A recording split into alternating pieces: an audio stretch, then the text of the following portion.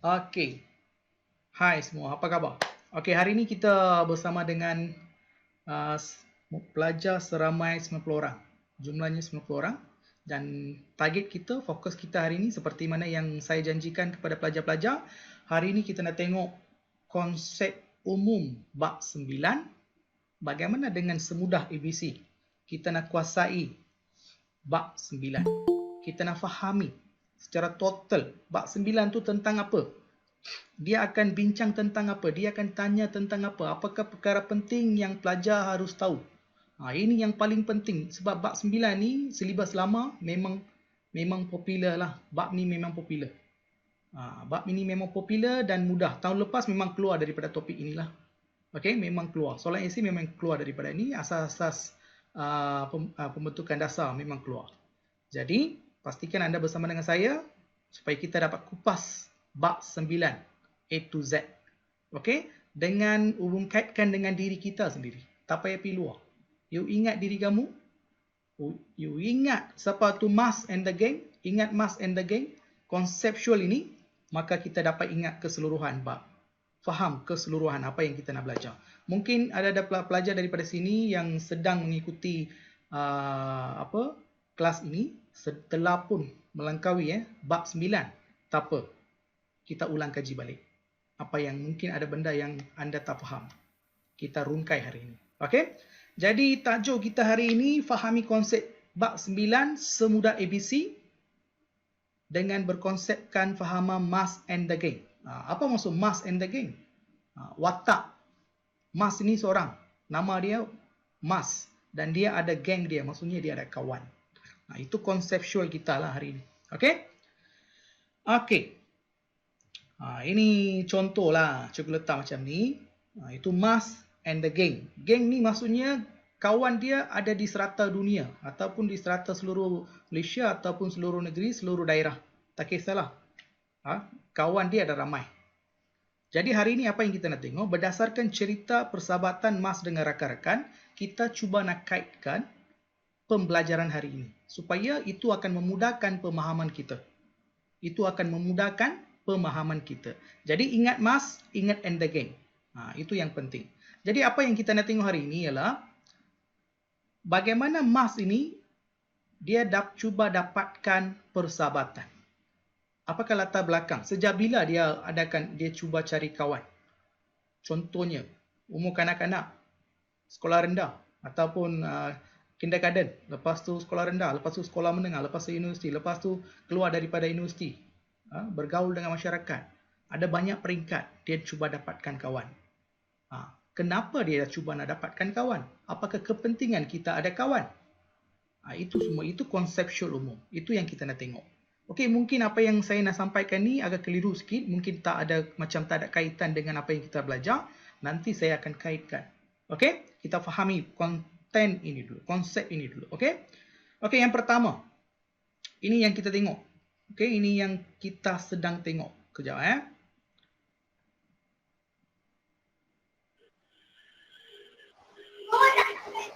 Okey, Mas and the Gang. Cuba teka. Bagaimana mereka menjadi rakan? Bagaimana mereka menjadi rakan? Macam mana Mas ni boleh dapat kawan ramai macam ni? Dekat mana dia boleh dapat kawan?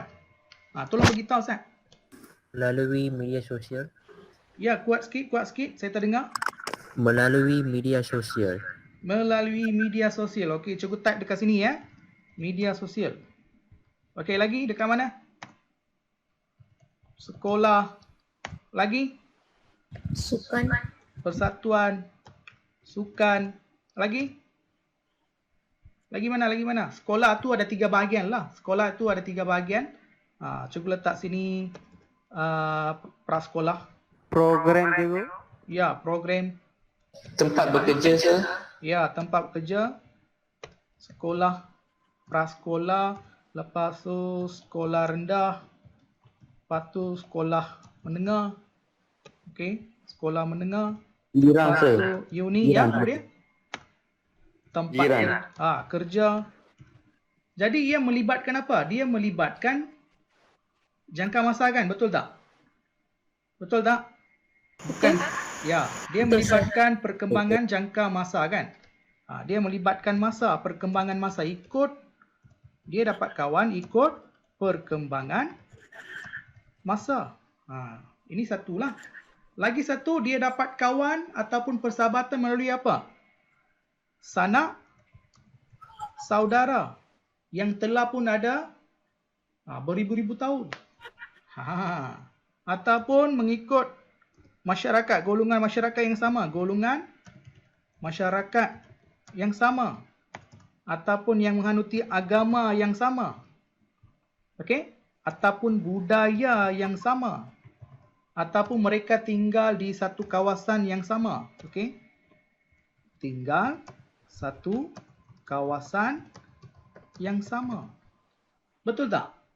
Inilah antara cara bagaimana kita dapatkan persahabatan, kawan, rakan. Betul tak?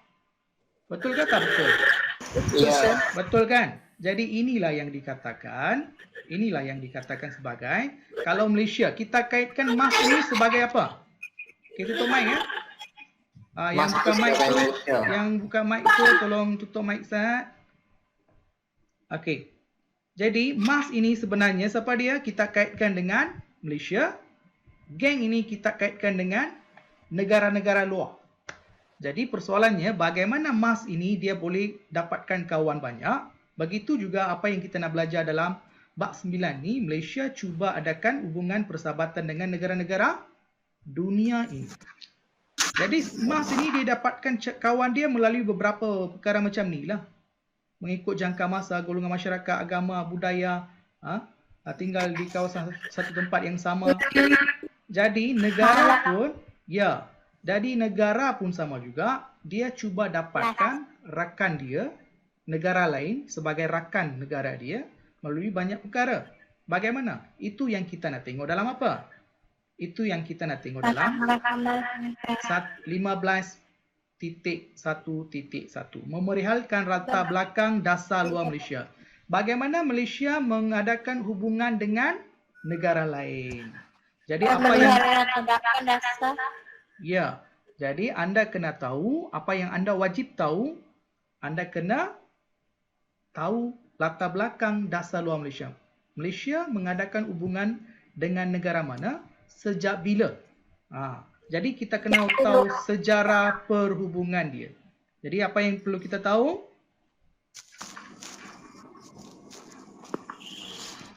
Sejarah perhubungan Malaysia dengan negara lain.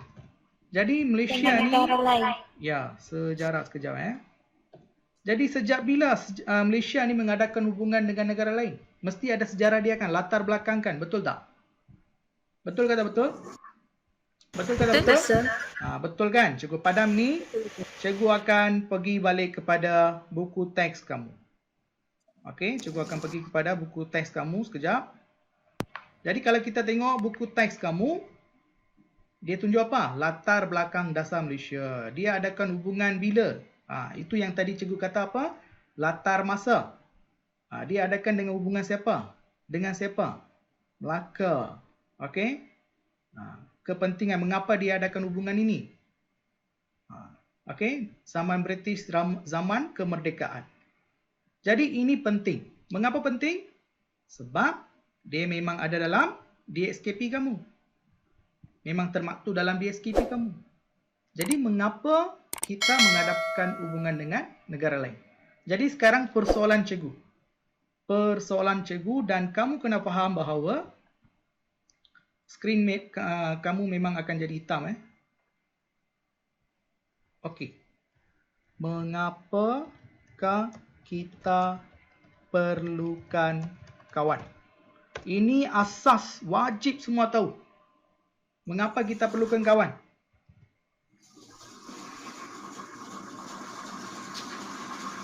Okey, tolong tutup mic. Mengapa kita perlukan kawan?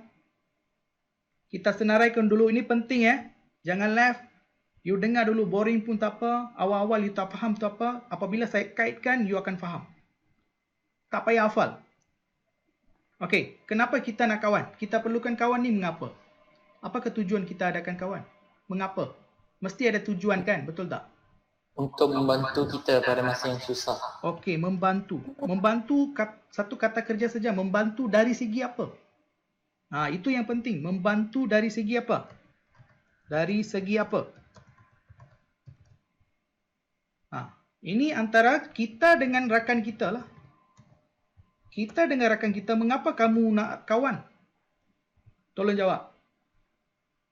Weh, hampa ni cari kawan tak pasal-pasal, no? Tak tahu mengapa ada kawan. Kita boleh meluangkan masa. Ya, jawab. Kalau mengetahui satu sama lain, Mengetahui, untuk memahami. Ya, okey. Memahami. Lagi? Boleh meluangkan masa. Luangkan masa. Okey, tak apa. Lagi? Apa yang kita dapat daripada kawan kita ni? meluapkan perasaan, Perasaan. Wih. Okey, lagi? Boleh berkongsi maklumat. Berkongsi. Keyword dia membantu dan berkongsi. Berkongsi apa? Berkongsi apa? Berkongsi apa? Cepat sikit. You dengan kawan apa? Berkongsi Ya. maklumat pribadi. idea, kongsi pendapat, Sorry? teknologi, Teknologi. Very good. Apa yang kawan kamu bagi teknologi apa tu? Cikgu nak tahu. Teknologi. Lagi? Ya, betul adik. Betul. Lagi. Dari segi apa? Bantuan apa? Kewangan, duit kita dapat. Lagi apa? Kawan kalau kita ada ni kita berasa apa? Semangat. Betul tak? Kalau kawan tu ada dekat bersama dengan kita, kita rasa macam mana? Selamat. Betul tak? Ya betul. Kalau kita buat bisnes kan, kita dapat jual dengan kawan kan. Jadi kita dapat apa? Pasaran. Betul tak? Kita dapat market lah kan? Apa lagi? Dengan adanya kawan apa yang kita dapat? Mengenal arti persahabatan. Persahabatan. Dengan adanya kawan apa yang kita dapat? Kita dapat ilmu. Kita dapat pendidikan. Kalau kawan itu bersama dengan kita, dia dapat menjaga kebajikan kita. Dia dapat memberikan nasihat. Lagi.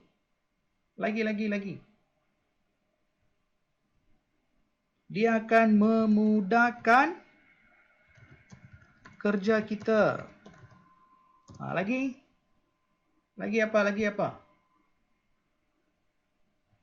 Lagi. Keluarkan. dapat mengelakkan tekanan, sir. Tekanan. Okey. Mengelakkan tekanan. Lagi. Keluarkan. Fikir. Ya adik, tak jelas.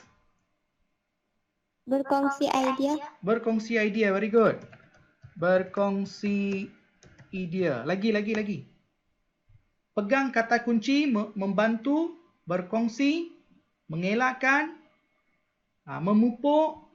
Memupuk apa? Persefahaman. Lagi. Keluarkan. Lagi.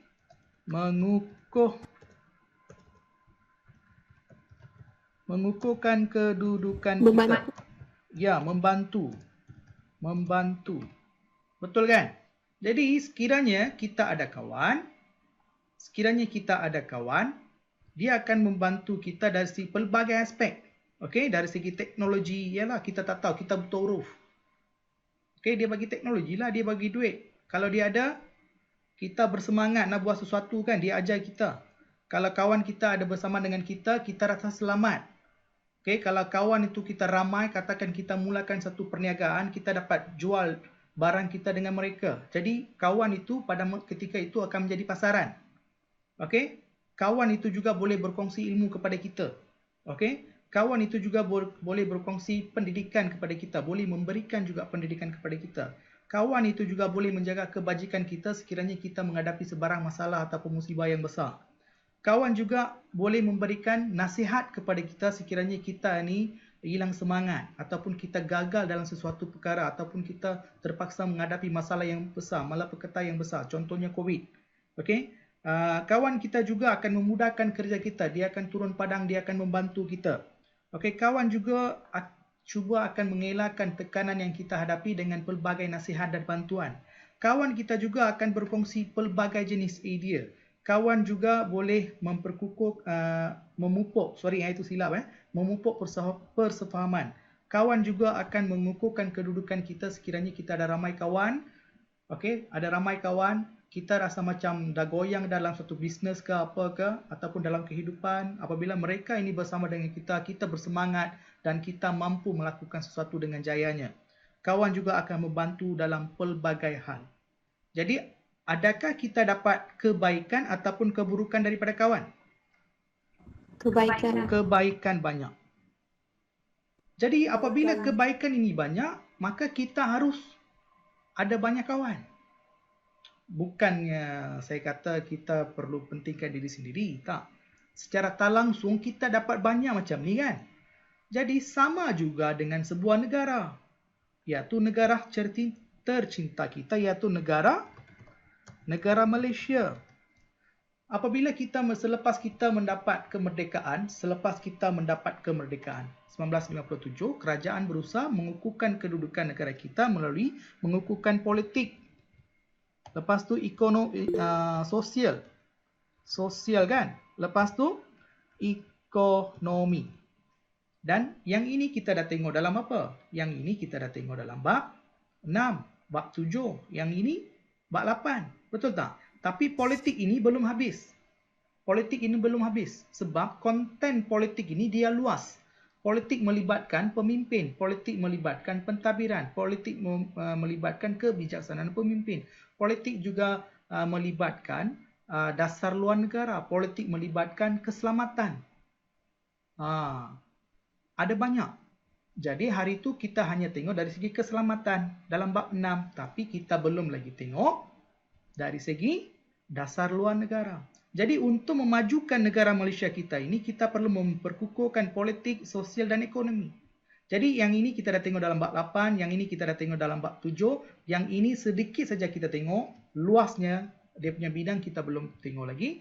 Jadi untuk memajukan sebuah negara, ekonomi negara sekiranya kita nak berkembang, kita perlukan ramai kawan. Negara Malaysia perlukan ramai kawan. Kawan ini bermaksud apa? Kawan ini bermaksud negara lain ataupun persahabatan negara lain. Mengapa kita perlukan persahabatan negara lain? Sekarang you boleh jawab. Kalau soalan tanya, apakah kepentingan? Mengapakah sebuah negara harus mempunyai dasar luar yang baik? Mengapa? Ataupun mengapakah sebuah negara perlu mengadakan hubungan baik dengan negara-negara lain? Ini soalan dia. Jawapan dia apa? Untuk meningkatkan taraf teknologi kita. Ya, apabila negara kita ingin maju selepas merdeka ni, apabila contohnya lah, saya bagi contoh Okey, kepimpinan Tun Dr. Mahathir telah menyebabkan beliau mewujudkan satu dasar yang dipanggil sebagai dasar pandang ke timur. Dasar apa? Dasar pandang ke timur. Iaitu merujuk kepada Jepun dan Korea. Untuk apa? Untuk membawa masuk teknologi pembuatan kereta. Jadi apabila kita mengadakan hubungan baik dengan sesebuah negara, kita dapat import teknologi mereka. Kita boleh juga dapat pasaran untuk barangan kita. Kita juga dapat bantuan dari segi ketenteraan, peralatan ketenteraan kita boleh dapat. Kita juga boleh dapat dari segi ilmu, dari segi research and development ataupun dari segi teknologi tinggi, teknologi angkasa, teknologi atom. Semua kita boleh dapat. Sekiranya kita dalam negara kita saja, maka kita punya ilmu ni akan menjadi terhad sikit saja, tak luas. Apabila kita terbuka, kita berkawan dengan orang yang lebih pandai, maka kita pun akan dapat apa yang mereka ada. Sebab itu kita perlu adakan hubungan dengan negara lain. Sebagaimana Mars ini dia berkawan banyak, dengan berkawan dia dapat banyak kebaikan ataupun kelebihan. Begitu juga negara Malaysia selepas merdeka ingin menjadi sebuah negara yang maju, Malaysia juga perlukan rakan negara yang banyak supaya dapat meningkatkan, memajukan negara dalam pelbagai bidang dari segi teknologi, dari segi pasaran, dari segi ekonomi, dari segi pendidikan. Okey? Ataupun sekiranya kita menghadapi masalah musibah yang besar. Contohnya dulu tsunami kan. Pelbagai bantuan disalurkan. Inilah kepentingan mengapa kita nak belajar bab ni mengapa? Sebab kita nak tahu dalam bab 9 ni negara kita cuba adakan hubungan dengan negara lain, persahabatan dengan negara lain. Dengan adanya persahabatan ini, kita mendapat banyak manfaat. Itulah fokus kita. Dalam bab itu, apa yang kita nak tengok, itulah yang kita nak tengok. Boleh faham tak? Asasnya boleh faham? Asasnya boleh faham? Jadi ini sebenarnya antara keyword-keyword jawapan kebat. Jangan lupa. Ini konsep asas yang you kena tahu. Jika kita ada kawan, sebagaimana kita dapat manfaat, begitu juga negara kita sekiranya ada perhubungan dasar luar. Dasar luar maksudnya ada plan perhubungan luar lah. Sekiranya dia berkawan dengan ramai negara, tu apa yang dia dapat? Banyak kebaikan yang dia dapat. Okey, banyak kebaikan. Contoh, dasar pandangan ketiga, Jepun dan Korea ni kita berjaya membawa masuk teknologi pembuatan kereta dan kita berjaya menghasilkan produk kita sendiri iaitu Proton dan Pro 2. Okey, itu antara satu kejayaan. Begitu juga bidang pendidikan, bidang ekonomi, bidang teknologi. Okey, macam-macam lah, macam-macam. Okey, konsep ini boleh faham? Ya, boleh faham, sir. Saya tak masuk konten lagi. Ya. Ya, ada soalan ke? Tak ada, sir. Okey, cukup padam ni ya, cukup padam. Kita berbalik kepada slide. Jadi ini bagaimana mereka menjadi kawan? Melalui pelbagai orang kata pelbagai asas dia ada banyak. Okey, asas dia ada banyak. Okey, latar belakang dia ada sejarah cerita dia. Okey, seterusnya. Cuba teka. Apakah yang menjadi sebab mereka menjadi kawan? Apa yang menyebabkan mereka menjadi kawan? Tujuan cari kawan. Tadi kita dah bincang ini. Cikgu dah dua-dua dah jelaskan. Ini kita akan belajar nanti dalam 15.1 point. Sekejap 15.1.2. Menjelaskan asas pengubalan dasar luar negara. Ini bermaksud sekiranya negara kita, saya ni nak berkawan dengan, contohnya siapa ada? Saya nampak. Okey, contohnya saya nak berkawan dengan Siti Hawa. Siti Hawa jangan marah. Cikgu just nampak you punya nama saja. Okey, sekiranya saya nak berkawan dengan Siti Hawa. Apakah yang saya fikirkan dulu? Asas. Mungkinlah. Kalau dia cantik, okey saya kawan dengan dia. Dia ayu, saya kawan dengan dia. Kalau dia berkelakuan baik, saya kawan dengan dia. Okey? Dia kalau anak yang soleh, saya kawan dengan dia. Ada kan asas kan? Ada syarat-syarat, prasyarat kan? Sama juga dengan negara kita. Apabila negara kita ingin mengadakan hubungan dengan sesebuah negara, dia pun ada asas. Dia pun ada faktor. Kalau ada syarat macam ni, dia join lah. Contohnya. Okey, anda dekat sekolah ataupun di kawasan kediaman di bandar yang anda tinggal ke apa ke, anda dapat kawan. Okey, anda dapat ramai kawan berdasarkan apa? Tempat tinggal kamu, betul tak? Betul ke salah? Kamu mesti ada ramai jenis kawan kan? Kat sekolah ada kawan lain. Dekat tuition ada lagi satu kawan. Dekat tempat tinggal, taman tu ada kawan lain pula. Kamu mungkin join dengan, orang kata apa? Join persatuan-persatuan. Dekat situ ada kawan lain pula. Lepas tu pergi tuition, macam-macam tuition. Setiap dekat tuition tu ada seorang kawan yang lain kan? Sama jugalah. Dia itu yang kita nak tengok berdasarkan apa? Asas pengubalan dasar luar negara. Apabila dia ingin mengadakan hubungan dengan sesebuah negara, dia akan tengok dasar demografi, hubungan politik yang sebelum ini. Okey? Contohnya kamu berkawan dengan seorang. rakan yang lain lah. Rakan itu bukan daripada sekolah, tapi dia menjadi kawan anda sebab keluarga dia dengan keluarga kamu sebelum ini ada hubungan persahabatan ataupun ada hubungan kekeluargaan. Itu kita anggap sebagai faktor lah mengapa kamu dapat kawan macam tu. Itu yang kita nak tengok sekejap. Okey, itu bermaksud kita akan tengok balik. Okey, matlamat kita dah tengok tadi, tujuan mengapa. Jadi negara mengapa dia nak adakan dasar luar negara untuk mempertahankan kemerdekaan dan kedaulatan. Jadi ini bermaksud apa? Tadi cikgu ada type satu perkara. Ini masuk dalam golongan apa?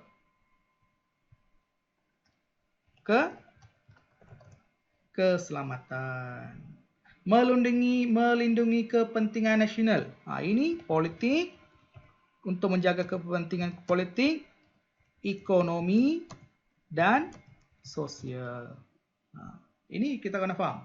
Okey, saya cikgu cuba kaitkan Okey, mempertahankan dan memajukan kepentingan Malaysia. Tadi kita tengok kan, mengapa kita kena cari kawan? Ada banyak kepentingan. Mempertahankan dan memajukan kepentingan Malaysia. Apa kepentingan Malaysia? Dia ingin mempertahankan dan memajukan. Dia ingin memajukan negara kita dalam pelbagai bidang. Sebab tu dia nak kawan. Memupuk hubungan baik dengan negara luar. Tadi pun kita ada beritahu kan. Mengukuhkan persahabatan, mencari kawan yang baik. Okey? Menghadapi perkembangan serta cabaran politik, ekonomi dan sosial. Dia ingin maju, dia ingin menyelesaikan masalah yang sedang datang. Maka dia perlukan input-input baru dan input-input baru itu datang daripada negara luar. Sama juga, sekiranya kita menghadapi SPM, tak bolehlah seorang saja yang belajar. You seorang saja kalau belajar, itu masalah lah. Kalau you berkongsi idea, you cuba berbincang dengan rakan lain secara berkumpulan, mungkin ada banyak idea yang you boleh dapat. Sama juga dengan Malaysia. Okey? Okey, seterusnya faktor pengubahan dasar. Ini yang cikgu kata tadi, ikatan sejarah. Kita ada sejarah. Dari dulu lagi memang kami tinggal di satu kampung. Dari dulu lagi memang ibu bapa dia dengan saya ni, Mas dengan rakan-rakan lain ni memang ada hubungan. Jadi sekarang kami pun jadi kawan. Okey, kepentingan nasional. Kami jadi kawan ni sebab satu tujuan, nak capai satu matlamat, iaitu nak cemerlang dalam SPM. Sebab tu kami ni bersetuju. Okey, belajar bersama-sama. Jadi apabila bersetuju macam tu, mereka akan jadi kawan. Sama juga dengan negara. Okey, lepas tu kepimpinan. Okey, apabila negara daripada rumah ni, ketua keluarga kita ni, sekiranya mereka ni berkawan dengan orang lain, kita pun ikut samalah. Kalau ayah kita, mak kita berkawan dengan orang lain, kita pun akan berkawan dengan mereka kan. Okey, yang ini persekitaran luar. Ikut persekitaran, kita bergaul, kita pergi banyak tempat, kita berkenalan dengan mereka. Jadi ini kita akan tengok. Okey, asas pengubalan asas mengapa negara ni, sekiranya negara kita ingin berkawan dengan orang lain, ingin mengadakan hubungan dengan negara luar, apakah asas faktor yang menyebabkan negara kita mengadakan hubungan dengan mereka. Okey? Okey, satu lagi satu lagi yang ini penting.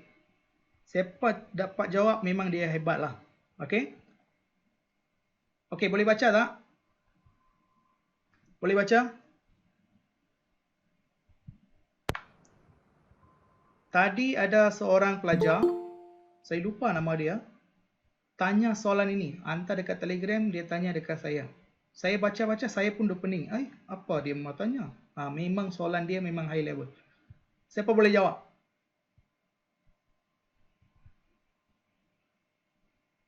Boleh jawab tak?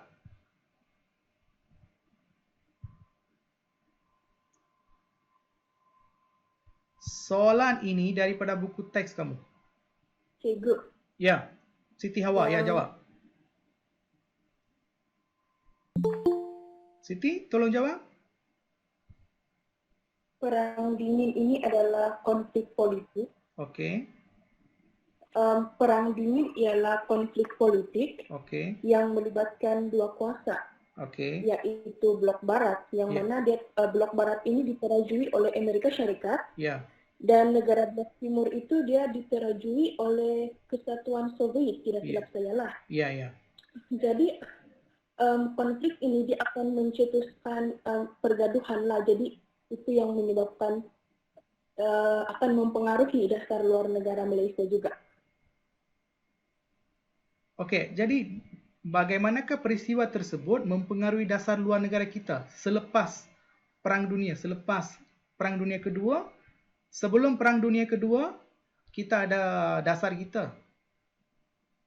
Selepas itu, dia berubah sedikit. Jadi sebelum itu, apakah dasar? Dia ada tiga peringkat. Dalam buku teks kamu, tak ada. Silibus lama memang panjang lebar. Boleh faham? Soalan boleh faham tak? Ekonomi dunia merudum. Hubungan yang tidak baik antara negara. Okey, boleh anda boleh letak jawapan di situ. Boleh kita sama-sama bincang, jangan keluar. Berikut merupakan perkembangan yang berlaku selepas tamatnya Perang Dunia Kedua. Jadi apabila Perang Dunia Kedua ni dah tamat, maka meletusnya Perang Dingin. Maksudnya mereka tak gaduh, bersemuka lah. Okey, mereka ni diam-diam lah.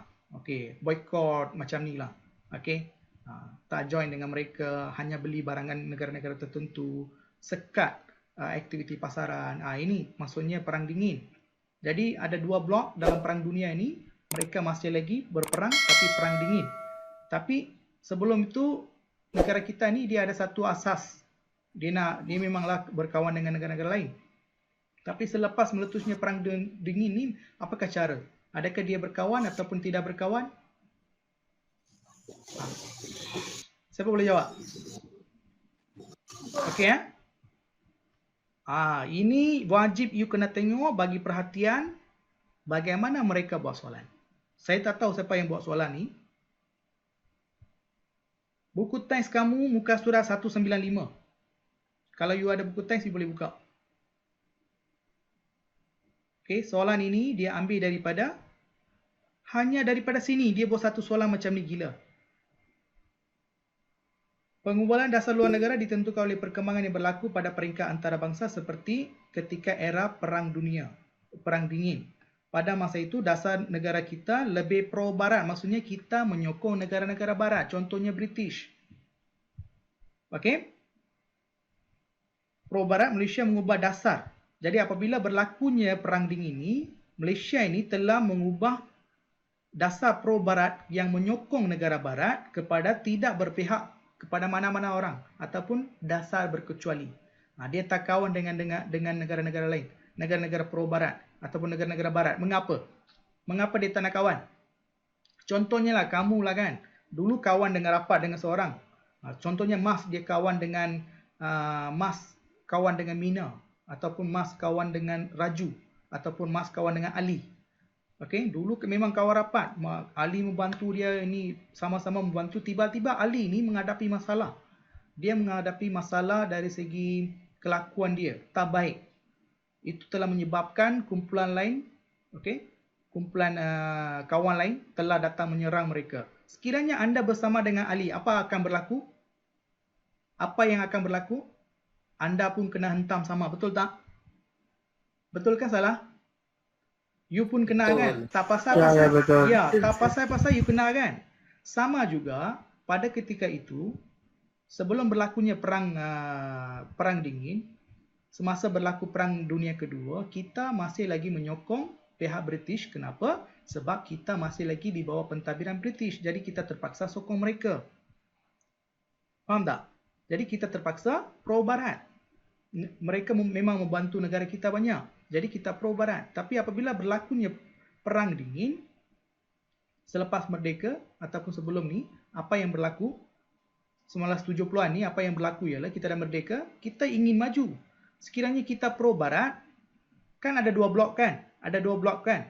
Jadi blok yang seterusnya itu, kalau mereka menyekat aktiviti ekonomi pro-barat ataupun negara-negara barat ataupun pro-Amerika Syarikat ke Britain ke, kita pun terpalit sama.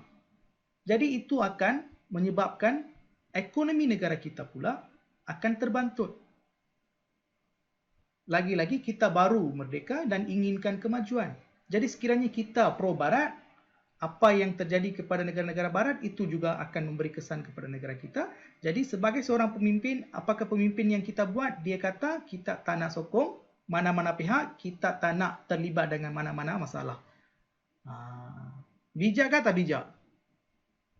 Bijak ke tak bijak? Bijak. Bijak. Bijak kan?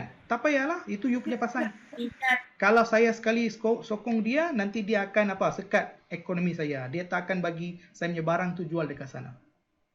Inilah soalan dia. Ini jawapan dia. Jadi jawapan dia macam mana? Jawapan dia macam ni Baik. Cikgu tak letak jawapan ke? Alamak. Lupa letak. Tadi sekejap Saya letak juga jawapan. Sekejap. Tak nak.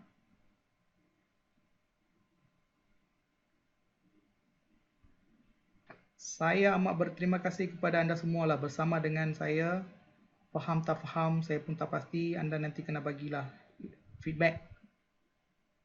Okey, peristiwa Perang Dingin ini telah mempengaruhi dasar luar Malaysia daripada pro-barat kepada dasar berkecuali dan berbaik-baik dengan semua negara. Mengapa? Sekiranya dia pro-barat, dia sokong barat, negara-negara Amerika Syarikat, Britain, dan sebagainya, Perancis dan sebagainya.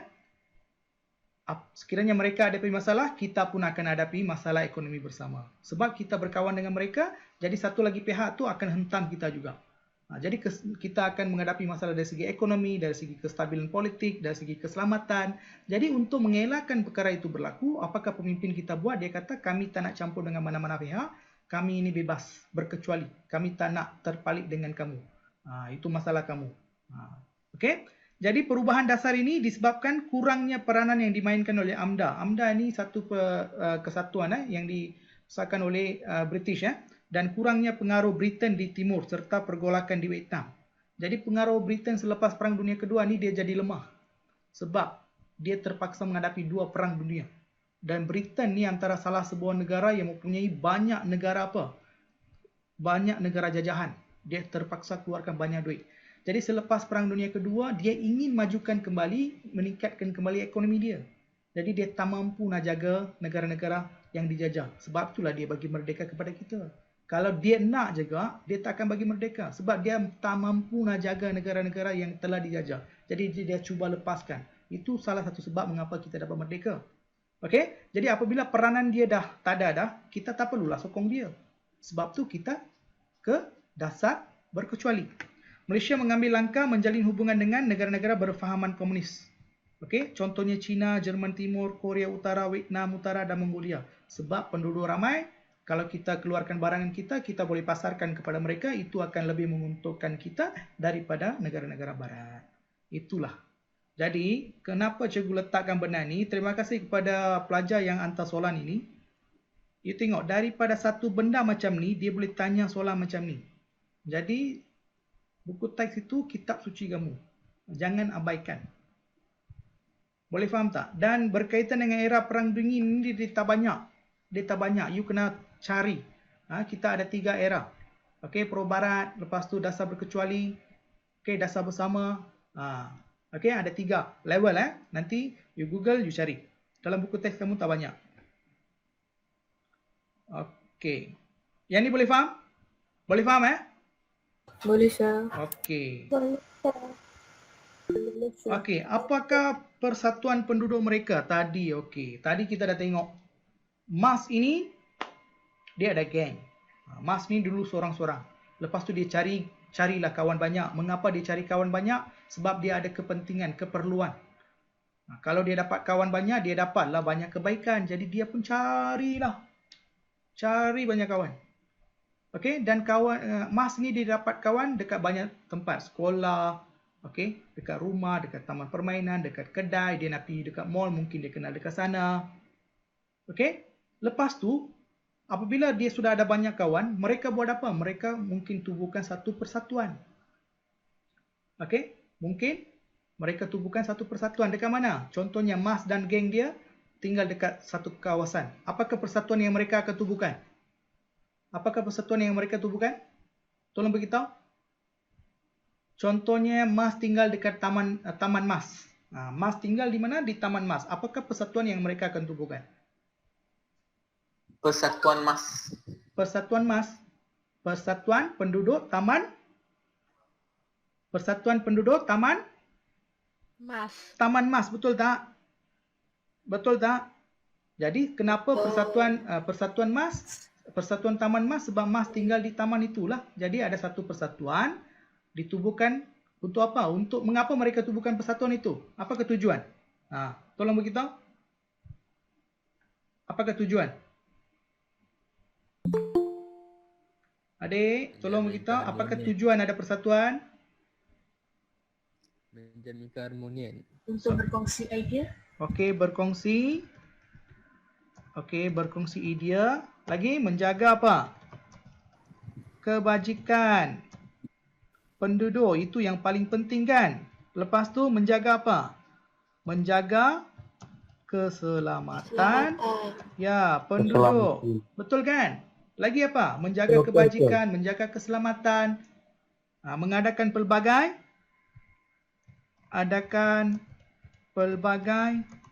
aktiviti Program. ya, aktiviti ataupun program. Lagi apa? Mereka juga akan adakan apa? Wujudkan apa? Wujudkan pelbagai peraturan. Kan? Mesti ada peraturan kan? Betul tak? Kalau ada satu persatuan penduduk di satu kawasan yang memang aktif, mereka akan tetapkan, okey, nak buang sampah dekat sini saja. Dekat sana saja. You nak gaduh, tak payah gaduh, kena bincang dulu. Kan? Betul kan? Ada banyak kebaikan tak? Betul. Betul kan? Itu antara Mas and the gang. Jadi kalau satu negara ini, Malaysia dengan negara-negara lain, mereka tubuhkan apa? Penduduk dunia. Ini penduduk Taman Mas. Sekarang penduduk dunia ini menubuhkan apa? PBB. Ya, mereka tubuhkan PBB. You boleh faham tak konsep asas dia? Jadi kalau soalan tanya, apakah kepentingan PBB, peranan PBB? Nah, ini wujudkan peraturan bagi penduduk Mas. Kalau peringkat global, apakah peranan PBB? Merangka undang-undang.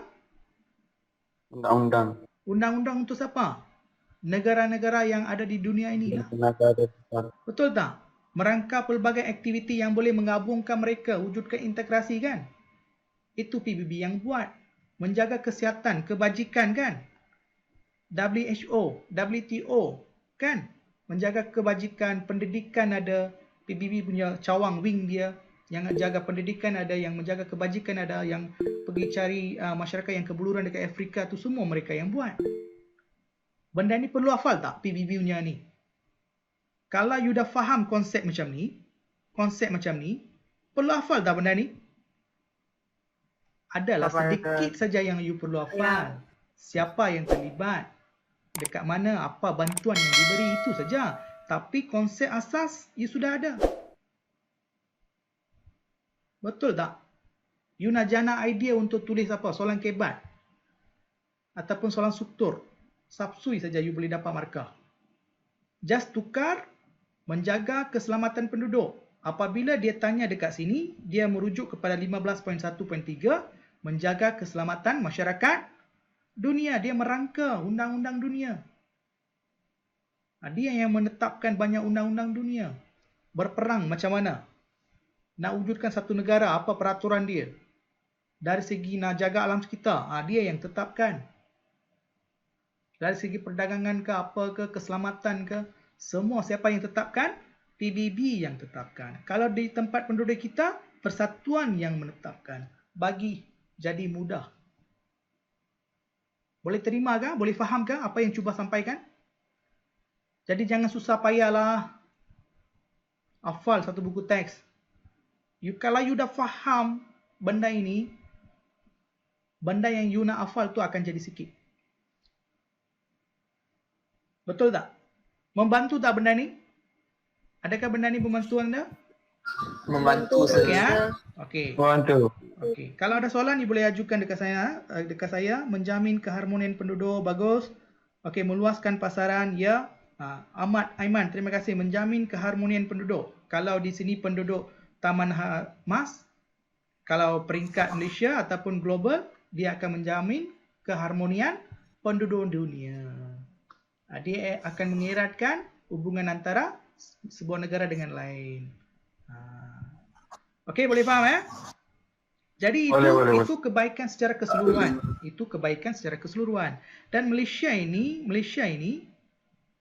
ada lagi satu Malaysia ini dia terlibat dengan PBB. Betul tak? Dia terlibat dengan PBB. Nanti kita akan tengok apakah peranan PBB. Kalau MAS ini dia terlibat dalam persatuan penduduk, apakah peranan MAS? Mesti ada peranan kan? Betul tak?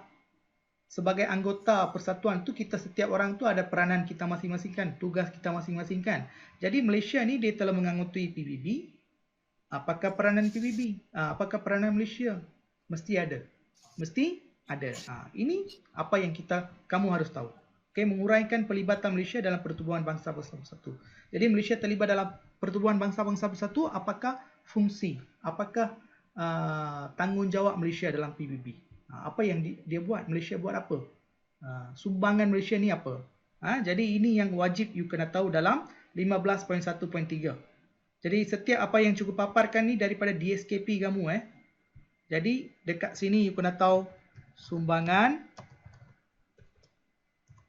Malaysia dalam PBB. Wajib you kena tahu. Okey, wajib you kena tahu. Okey, cukup padam, cikgu pergi dekat next. Tak banyak, sikit saja. Jangan live dulu sampai akhir. Okey, apakah persatuan bekas sekolah mereka ni? Dulu satu tempat tinggal, sekarang dekat sekolah.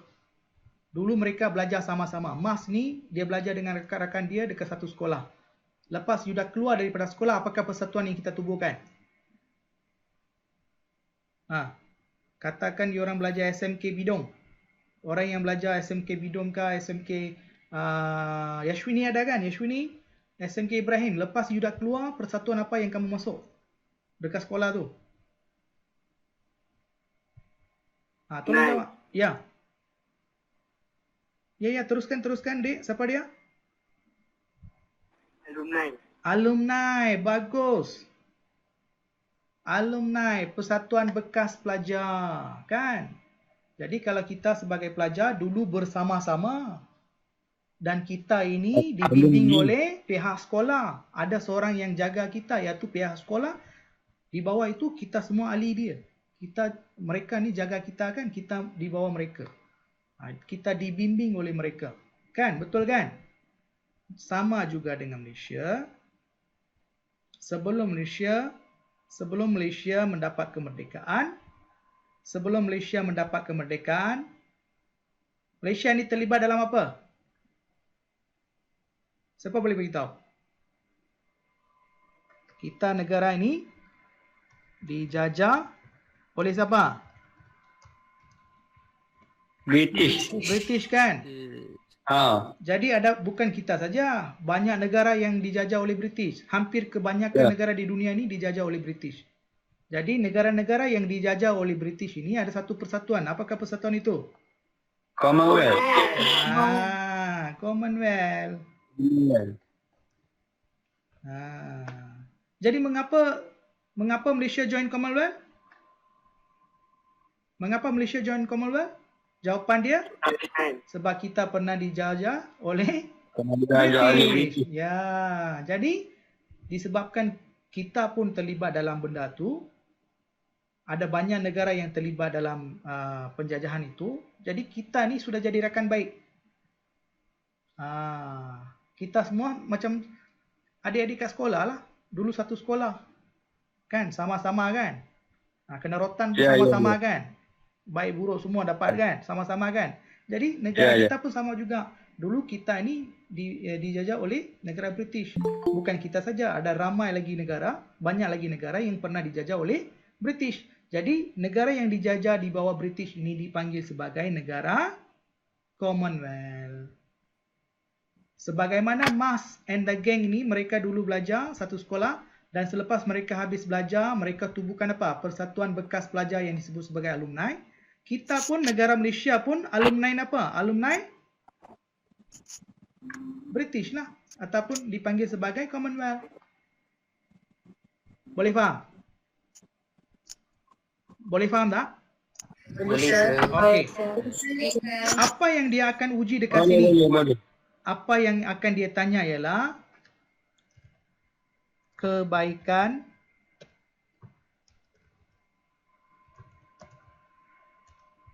Okey, menjadi ahli Commonwealth.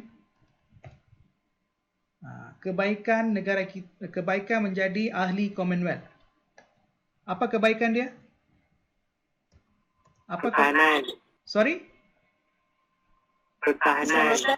Tadi awal-awal, ingat tak awal-awal cikgu buat black screen, kita senaraikan banyak kan, betul tak? Teknologi, bantuan kebajikan, pendidikan, keselamatan. Kan? Itu umum kan? Kita sekarang apply balik dekat sini. Kita apply balik. Selepas kita mendapat kemerdekaan, kita menghadapi ancaman komunis. Siapa yang datang membantu ialah negara-negara Commonwealth. Antaranya siapa? Siapa boleh beritahu? Siapa boleh beritahu? Australia. Australia. Very good. Nurul, Izzati. Terima kasih. Kena tak sekarang? Tadi cikgu kata apa? Umumnya keselamatan. Betul tak? Jadi apabila Betul. kita menjadi ahli Commonwealth, kita ada satu kesepakatan. Kita buat agreement. Oh, you ada masalah ni, saya datang bantu. Jadi secara umumnya, apa yang kamu nak belajar dalam bab 9 ni, kebaikan kita ada kawan, kebaikan kita menyertai sesuatu persatuan. Kalau umumnya kebaikan itu you dah tahu, nanti you akan kaitkan dengan soalan dan keendah soalan. Senang saja Najib bagi jawapan. Apa susahnya? Betul tak? Tengok, Izzati dah boleh jawab. Tadi ada pelajar yang jawab keselamatan, okey, pendidikan, teknologi. Senang saja. Okey? Boleh faham? Konsep ni boleh faham tak? Jadi bagi minda kamu ni terbuka, nampak betul-betul, bagi faham betul-betul, jangan susah-susah nak belajar. Jadi selepas kita bincang ini, apabila kita pergi satu demi satu, 9.1, 2, 3 dan macam ni, nanti cikgu akan jelaskan lebih detail dan kaitkan dengan umum ini. Idea umum ni nanti cikgu akan kaitkan. Jadi itu akan membantu kamu dari segi persefahaman. Itu akan membantu kamu dari segi persefahaman. Okey? Yang ni boleh faham Ini hari ini konsep Boleh, saja. Ya, hari ini konsep saja, jangan risau, konten belum lagi. Boleh. Okey, apakah aktiviti pelibatan mereka bersama? Sekarang MAS ini dia ada geng dah. Apakah yang mereka akan lakukan? Mereka akan pergi memancing bersama. Betul tak? Betul tak? Mungkin mereka ni terlibat dalam persatuan berbasikal. Mungkin mereka terlibat dalam persatuan apa lagi? Travel. Sorry? Travel bersama. Travel bersama ataupun main PUBG bersama ke, ataupun ada satu persatuan untuk PUBG ke. Okey? Lagi apa? Lagi apa? Persatuan apa lagi? Ada kan banyak persatuan kan? Jadi mereka dah kawan, mereka akan terlibat bersama dalam pelbagai aktiviti kan. Jadi apabila sama juga dengan negara kita. Jadi apabila ni kita dah merdeka, kita nak dapat banyak kawan. Jadi banyak-banyak kawan ni, mereka ni bersepakat menyertai pelbagai persatuan ataupun pertubuhan. Jadi dalam dunia ni ada banyak negara. Tapi ada juga geopolitik dia. Asia Timur, Asia Tenggara, Asia Barat. Ada banyak negara kan? Betul kan? Jadi untuk kita ni terletak di mana? Asia Tenggara. Jadi kita tinggal di mana? Di area Asia Tenggara. Jadi negara-negara Asia Tenggara ini, kawan-kawan kita ni, kita tubuhkan satu persatuan. Okey? Satu lagi, awal-awal tu tadi kita bincang, kita memang terlibat dengan menentukan dasar tidak terlibat dengan mana-mana negara. Masalah dalaman mereka tu kita tak akan campur kan? Dasar berkecualikan.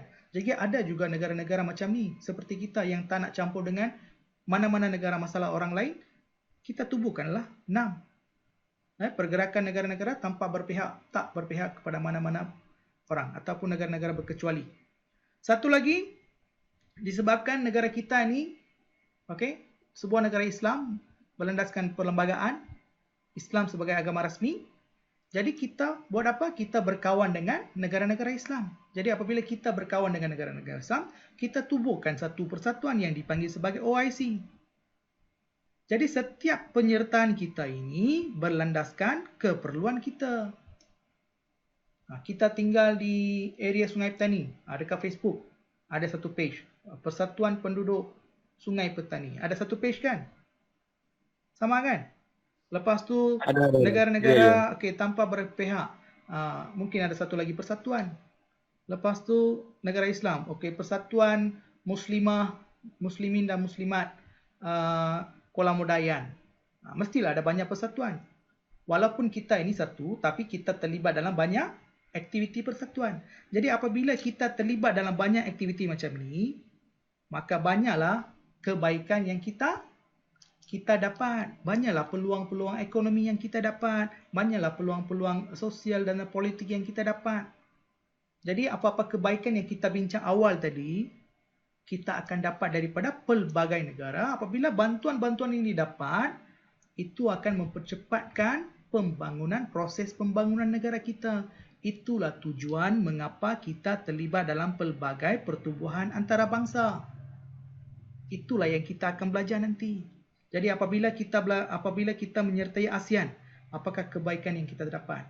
Apabila kita menyertai negara-negara NAM, apa kebaikan kita dapat? Apabila kita menyertai negara-negara Islam, apa kebaikan kita dapat? Jadi setiap pertubuhan ni dia mesti ada aktiviti. Betul tak? Kalau contohnya negara-negara ASEAN ni, aktiviti berlandaskan apa? Politik. Aktiviti berlandaskan apa? Ekonomi. Aktiviti berlandaskan sosial. Tiga-tiga ni mesti ada. Kalau OIC, dia berdasarkan kepada keagamaan. Okey? Kalau Asia Tenggara, dia berdasarkan kepada pasaran, peluang pekerjaan, tenaga kerja. Nanti kita akan pergi secara mendalam. Jadi, tak susah. Bab ini tak susah. Bagi anda yang belum faham lagi, ikuti sampai akhir. Nanti apabila kita masuk satu-satu ni, itu akan memudahkan kamu. Okey? Kita akan merungkai satu-satu. Jadi, ini apa yang kamu patut tahu. Menerangkan pelibatan Malaysia. Kita terlibat dengan ASEAN ni bila apa peranan kita. Dekat sini apa yang wajib you kena tahu ialah peranan kita. Peranan kita, peranan Malaysia. Okey. Pencapaian, peranan ataupun sumbangan. Wajib kena tahu. Sumbangan kita, aktiviti kena tahu, matlamat kena tahu. Wajib kena tahu. ASEAN 6 OIC PBB, yang ini empat ini wajib kita kena tahu. Sebab itulah soalan dia. Okey, dia akan tanya benda ni. Okey, boleh faham? Okey, jadi 1522, 1523, 1524. Tak susah Dia hanya melibatkan dua. Kita cari kawan, lepas cari kawan, kita buat apa? Persatuan, kita terlibat dalam persatuan, apa kebaikan kita dapat? Kebaikan tadi seperti mana yang kita dapat itu, apabila kita dapat, itu akan mempercepatkan proses pembangunan negara. Senang saja. Okey? Saya nak kamu faham apa yang kamu akan belajar dalam bab ini. Okey.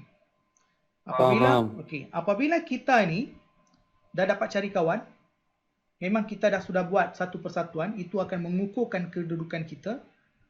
Dan banyak bantuan yang kita dapat, tetapi dalam usaha, ke arah usaha itu, mesti ada masalah-masalah yang timbul. Betul tak? Betul tak? Sama juga dengan MAS. Okey? Sama juga dengan MAS. Okey, sekejap.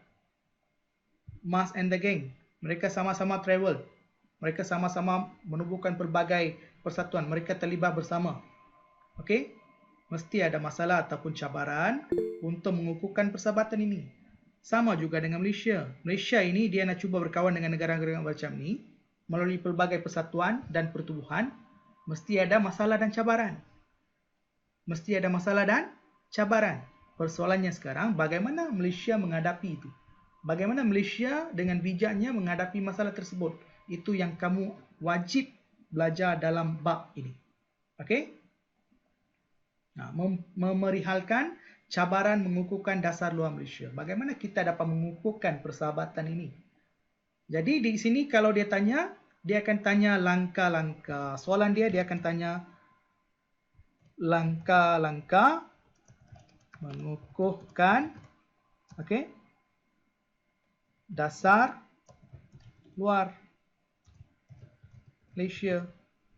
Kalau you nak fikir susah sangat, kalau you dengan kawan you, MAS dengan geng, Kalau Mas ingin kukuhkan persahabatan dengan geng dia, apa dia akan buat?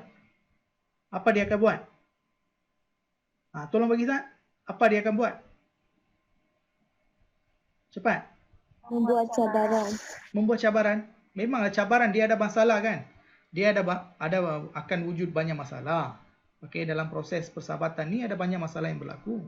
Jadi, Mas ini ingin elakkan apa? Ingin elakkan masalah-masalah itu. Apakah langkah yang dia buat untuk mengukuhkan? Melawat, Sir. Melawat. Selalu melawat. Selalu melawat. Okey, lagi? Membantu pada masa yang kita Okey, berjanjian. sekiranya Mas, kawan-kawan dia menghadapi masalah, Mas perlu sentiasa mengambil tahu masalah dia, membantu dia. Okey, lagi apa? Memberi bimbingan dia. Okey, berkongsi maklumat, berkongsi sekiranya dia duit banyak, dia boleh bantu dia boleh jaga dia. Dengan berbuat demikian, dia dapat mengukuhkan apa? Persahabatan itu, betul tak? Jadi kita pun suka kawan yang selalu bantu kita kan? Jadi sama juga dengan negara kita. Jadi sekiranya Malaysia ini dia nak kukuhkan hubungan dengan negara-negara lain, maka apa yang dia perlu buat? Dia perlu mengambil tahu masalah dia, bukan terlibat secara 100% lah. Kita cuba bantu mereka, cuba bagi bimbingan kepada mereka. Contohnya, kita ada hubungan yang baik dengan Filipina. Walaupun kita ada pertumbungan dari segi pulauan tu, tapi kita memberi bantuan kepada Filipina, iaitu Filipina dia ada masalah pembahagian wilayah di selatan Filipina ni, Malaysia yang membantu mereka. Di selatan Thailand, Malaysia membantu mereka. Jadi ini antara cara-cara bagaimana kita dapat mengukuhkan hubungan. Okey? Okey, ini yang kita akan tengok dalam apa? Ini yang kita akan tengok dalam 15.2.1 Okey, apakah kebaikan hasil persahabatan ni? Tadi kita dah tengok. Kita dah tengok Jadi, yang ini wajib you kena tahu. Soalan memang dia buat daripada sini. Menerangkan kepentingan memahami dasar luar. Apakah kepentingan kita adakan dasar luar? Apakah kebaikan kita ada kawan? Apa kebaikan kita dapat? Menjelaskan kepentingan kebijaksanaan dalam menguruskan dasar luar. Sekiranya kita ada kawan, kalau kita tak jaga dengan dia, dengan baik, tak bijak, kita selalu kacau dia, kita marah dia, tak bersopan, tutur kata kita tak jaga, apa kesan dia? Buruklah kan? Jadi kalau kita bijak, kita akan jaga dia baik-baik. Apabila kita jaga dia baik-baik, apa kebaikan yang kita dapat? Kebaikan yang kita senaraikan tadi awal-awal tu, semua kita akan dapat. Okey? Menguraikan kepentingan mewujudkan hubungan harmoni dengan negara luar. Kalau kita ni berbaik-baik dengan negara Amerika Syarikat, kita berbaik-baik dengan negara Indonesia, masyarakat yang ada ramai penduduk seperti Indonesia, China dan India, apa kebaikan? Kebaikannya senang saja. Okey? Kita dapat pasaran yang banyak. Sekiranya kita bermusuhan dengan Amerika Syarikat, kita nak cari gaduh dengan dia, apa yang akan berlaku? Dia akan sekat ekonomi kita, negara kita akan terbantu dari segi pembangunan. Simple saja dia buat. Okey? Kepentingan menghormati dasar luar sesebuah negara. Sekiranya sesebuah negara ini dia ada dasar, dia tak nak kawan dengan kita, dia tak nak berniaga dengan kita, kita menghormati dasar dia. Mengapa? Kalau kita tak hormati, kita nak buat juga, itu akan menyebabkan masalah yang lebih besar dari segi keselamatan kepada negara. Jadi kedaulatan negara kita akan tergugat. Okey? Seterusnya. Sorry Okey. Yang ini wajib kena belajar kepentingan kebijaksanaan menguruskan hubungan luar. Bagaimana ini melibatkan kebijaksanaan ini, melibatkan apa? Pemimpin kita lah. Okey, pemimpin kita. Menjelaskan kepentingan sikap prihatin dan peka terhadap isu antarabangsa. Prihatin ni apabila negara lain menghadapi masalah, kita membantu. Contohnya Palestin. Contohnya Baitul Maqdis. Kan, pihak Israel kan, ancam nyawa orang Palestin kan, rampas tanah kan. Apakah sumbangan kita? Apakah negara Malaysia ni prihatin? Ya, prihatin. Mengantar bantuan dari segi apa? Makanan dan juga ubat-ubatan. Okey? Siapa yang pergi sana? Siapa tahu? Siapa yang pergi dekat sana? Siapa yang bawa bantuan ke misi bantuan ke sana? Ustaz? Mana? Ustaz Ebi Liu. Ustaz Ebi Liu kan? Itu menunjukkan apa? Ya. Keprihatinan kita. Jadi hubungan negara Palestin, negara-negara Islam dengan negara kita ni akan apa? Mantap. Itu salah satu Perak. ya, okey. Seterusnya menguraikan kepentingan sikap berhati-hati dalam menghadapi cabaran. Sekiranya kita menghadapi masalah dengan sesebuah negara. Okey? Ada pertikaian. Contohnya Singapura dengan kita. Contohnya kita dengan negara China. Sekiranya ada masalah ataupun kita dengan Indonesia dari segi persempadan dan sebagainya, kena uruskan dengan baik. Sekiranya kita tak uruskan dengan baik, itu boleh menyebabkan kedaulatan kita tercabar. Mungkin wujud ataupun timbul masalah keselamatan. Jadi sekiranya wujud benda itu boleh menyebabkan peperangan, kekacauan, huru-hara, itu akan membantutkan pembangunan sesebuah negara. Okey? Menguraikan sikap bekerjasama, mengekalkan keamanan dunia. Jadi kita perlu bekerjasama seperti mana yang ditetapkan oleh PBB, kita kena ikut rules and law lah untuk memastikan keselamatan dan keamanan dunia ini terjaga. Sama juga mass and the gang. Okey? Semua sama. Kita kaitkan dia dengan dia. Sebenarnya sejarah ini daripada diri kita lah. Kenapa daripada diri kita? Semua yang melakukan benda ini manusia lah. Pemimpin kita kan. Jadi you kena letak diri kamu sebagai seorang pemimpin. Lagi senang you nak ingat. Okay? Wajib tahu. Yang dah left tu saya tak tahulah. Ini soalan yang akan keluar. Okay? Dengar sini ya. 1, 2, 3, 4, 5, 6. Siapa tahu apa maksud dia? Ni muda dah beda ya. Apa orang ni? Hari ni tutup mic.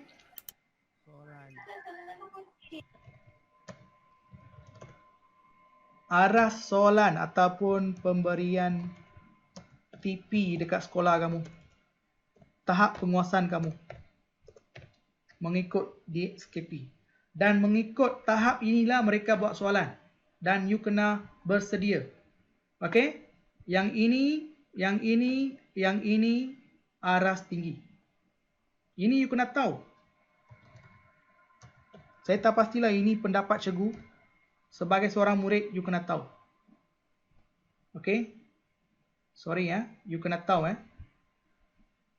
Wajib tahu. Walaupun you bukan cikgu, you kena tahu. Yang atas ni aras rendah. Cikgu type dekat sini.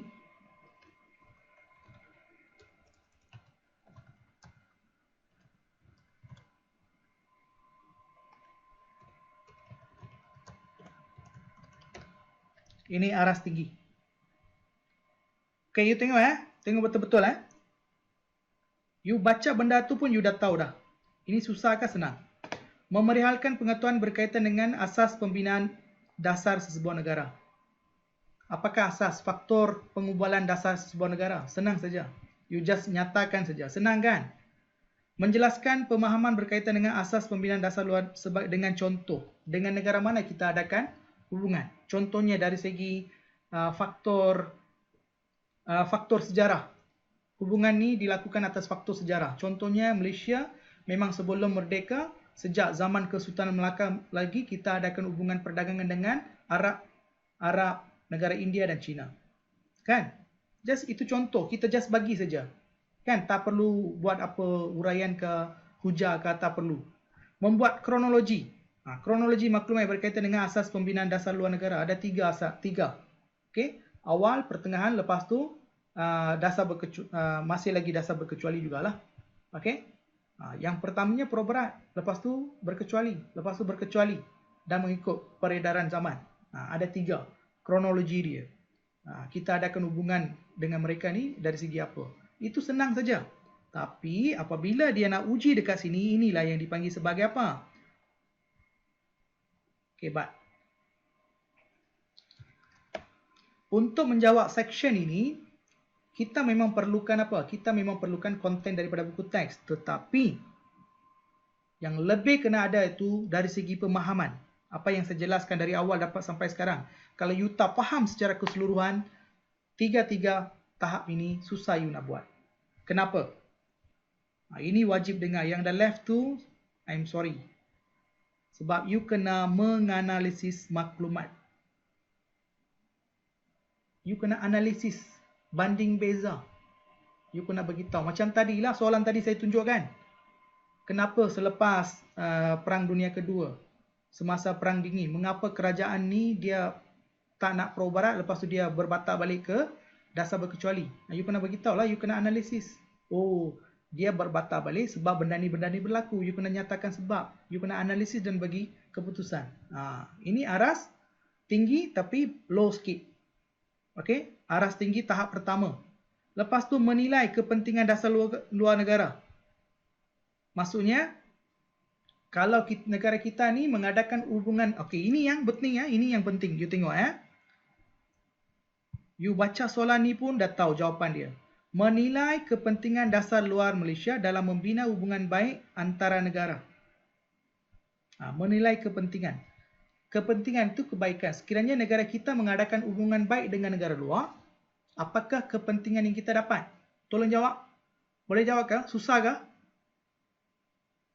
Soalan ini susah ke? Adik-adik, tolong jawab. Susah sikit, cikgu. Ui, susah sikit ke? Inilah yang kita nyatakan awal tadi. Apa kebaikan kita ada kawan banyak? Sekiranya kita ada hubungan baik dengan orang lain, apa yang kita dapat? Kita dapat menjamin keselamatan itu. Banyak senaraikan. Betul tak? Tadi kita senaraikan banyak kan? Inilah jawapan dia. Inilah jawapan dia. Jadi apabila you fahami konsep, you tanpa hafal, you dah dapat jawapan untuk hebat. Nampak tak? Benda ini saya ambil daripada DSKP kamu. Saya tak suka hantam saja. Tak ada. Ini bagaimana mereka buat soalan. Menjana idea tentang dasar luar Malaysia dalam menjaga kedaulatan negara. Apa kehendak dia? Siapa boleh beritahu?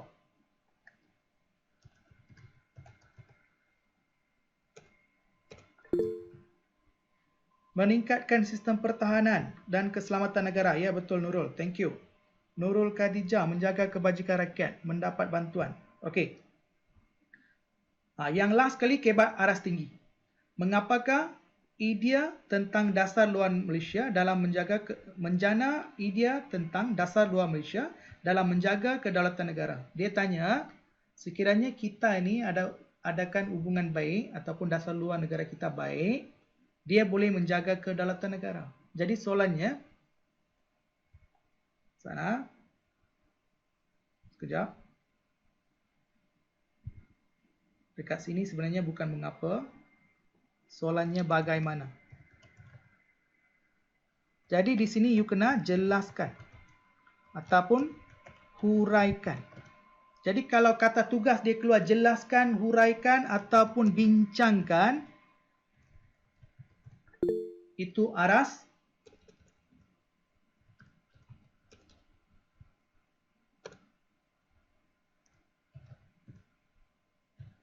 tinggi. Macam mana you nak jawab soalan ni? Apa keyword? Tarik keluar dua keyword. Siapa boleh tarik keluar dua keyword? Idea tentang dasar luar Malaysia. Okey. Bukan idea. Keyword dia Menjaga kedaulatan. okey, kita bincang ini soalan last lah. Jadi kita bincang boleh Ini last, jangan risau. Saya tak akan teruskan, habis dah. Boleh. Boleh Muhammad. Kita ada dasar luar yang baik. Jika kita ada dasar luar, itu akan menjaga Kedaulatan negara. Kedaulatan negara. bincangkan. Simple kan? Tadi macam susah. Tapi apabila you dah keluarkan benda tu, sekarang boleh jawab tak? Cuba jana idea macam kita buat sebelum ini. Dasar Malaysia dapat menjamin kestabilan ekonomi dan politik yang akan mengukuhkan kedaulatan negara. Bagaimana? Nur, thank you very much tapi tak cukup huraian. Memang jawapan kamu betul.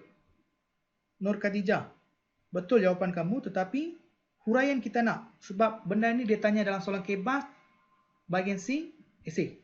Bukan struktur. Kita ada dasar luar Apabila kita ada dasar dua yang baik dengan negara-negara lain, maka kita dapat menjaga kedaulatan. Macam mana?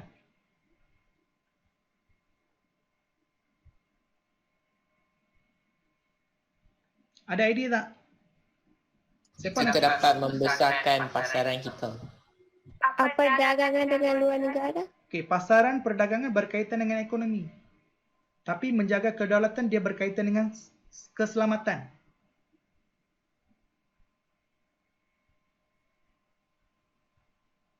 Boleh fikir? Okey, ini cara bagaimana kita nak jana idea untuk esei, hebat dan juga untuk BM kamu. Ada nak cuba lagi? Dapat meningkatkan pertahanan negara melalui perjanjian FPDA. Betul? Okey, betul. Tapi on the spot boleh tak? Tak boleh kan? On the spot tak boleh. Itu kesan bawah sikit. Kita nak asas. Dia mula asas tu daripada mana? Apabila kita adakan dasar luar dengan negara luar, apa yang kita dapat? Kita dapat apa? Kita dapat mantapkan hubungan. Apabila kita dapat mantapkan hubungan, apa yang kita dapat? Kita akan berkongsi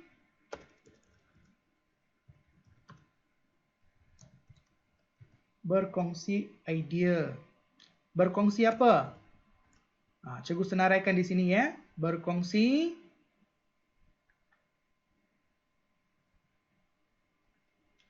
berkongsi teknologi. Kita akan berkongsi apa? Pasaran. Kita akan berkongsi apa? Lagi apa? Teknologi, pasaran, lagi apa? Ilmu. Lagi apa? Idea. Okey, idea dan sebagainya lah. Apabila kita dapat mereka dapat berkongsi benda-benda ni dekat negara kita, apakah impaknya? Kita dapat apa? Kita dapat mantapkan apa? Mantapkan ekonomi kita, politik kita.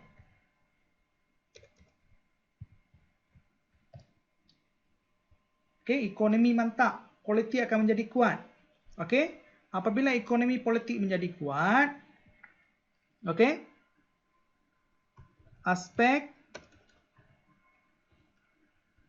ataupun asas, okey?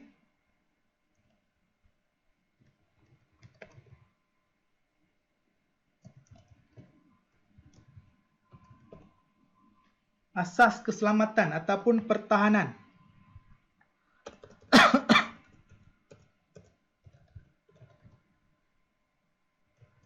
menjadi kuat. Apabila asas pertahanan kuat, kita akan menjadi negara yang kuat. Dari segi apa? Ketenteraan. Apabila kita menjadi negara yang kuat dari segi ketenteraan, kita mampu apa? Kita mampu apa? Tolong jawab. Menjamin keselamatan. Ya, kita mampu mempertahankan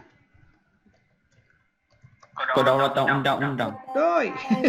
Itu rukun negara. Kedaulatan negara. Woi, hampa ni sampai sana.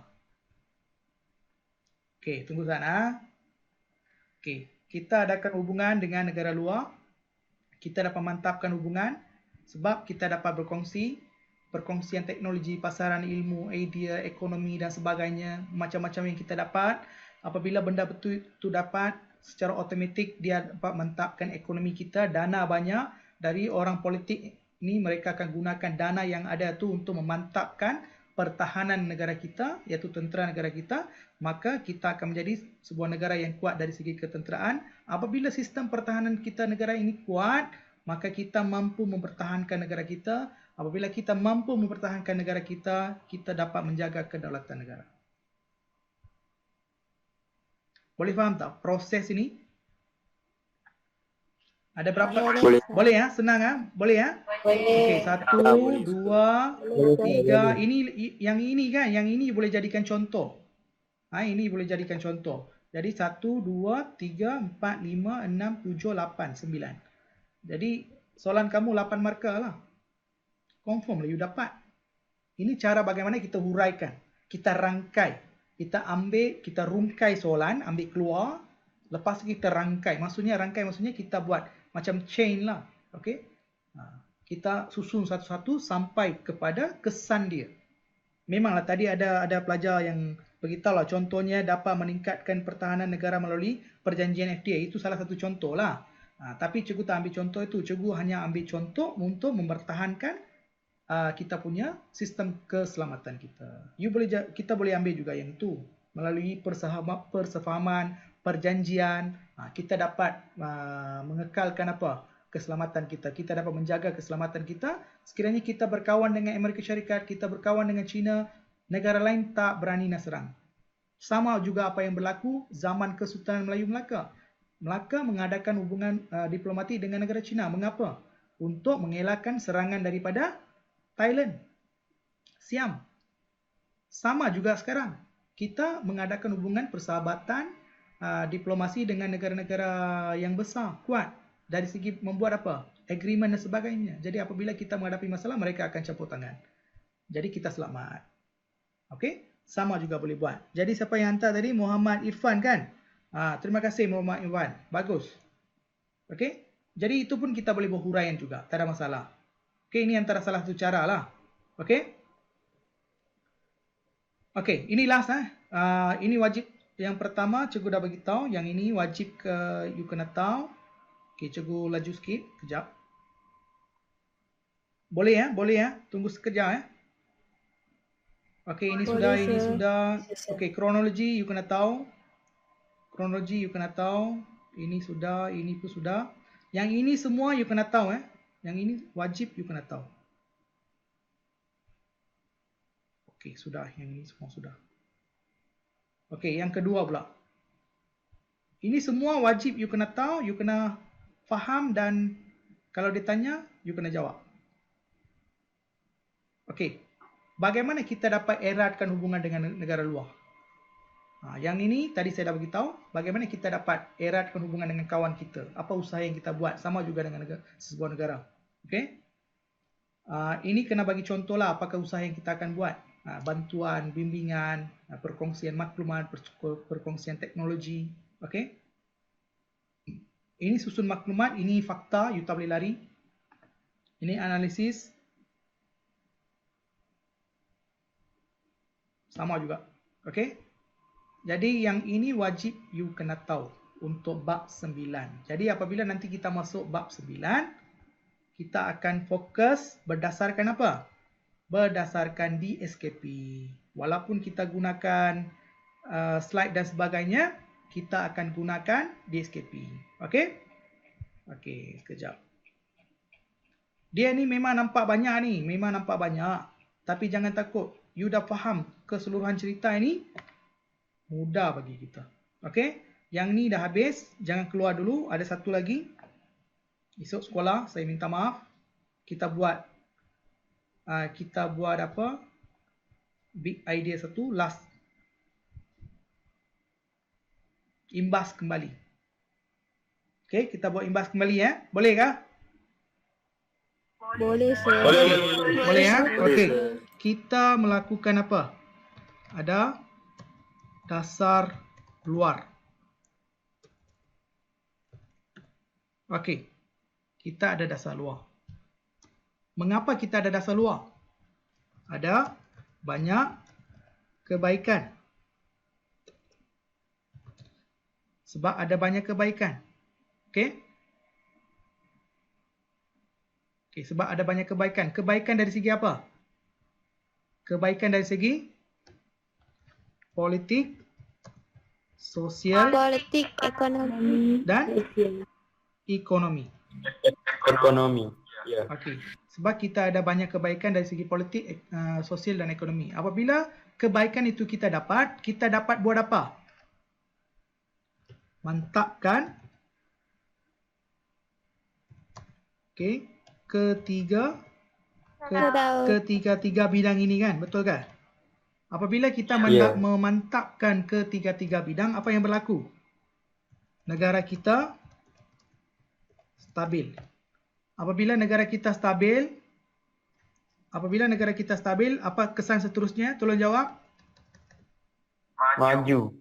Dia akan membantu mempercepatkan pembangunan negara. Dia akan mempercepatkan pembangunan negara. Sana. Okey, apabila dia membantu mempercepatkan pembangunan negara, maka negara kita maju, rakyat dapat hidup dengan makmur. Jadi mengapa kita adakan dasar ekonomi baru? Kalau dia tanya apakah kepentingan dasar luar negara, ini jawapan dia secara umum. Dan mengapa kita belajar bab 8? Dengan adanya dasar luar, kita dapat banyak kebaikan, kita dapat stabilkan politik dari segi sosial dan ekonomi, kita dapat mantapkan ketiga-tiga bidang, negara kita akan jadi stabil, itu akan membantu mempercepatkan pembangunan negara, negara kita akan maju, rakyat dapat hidup dengan makmur. Habis bab 9. Ini secara umumnya yang kamu harus tahu.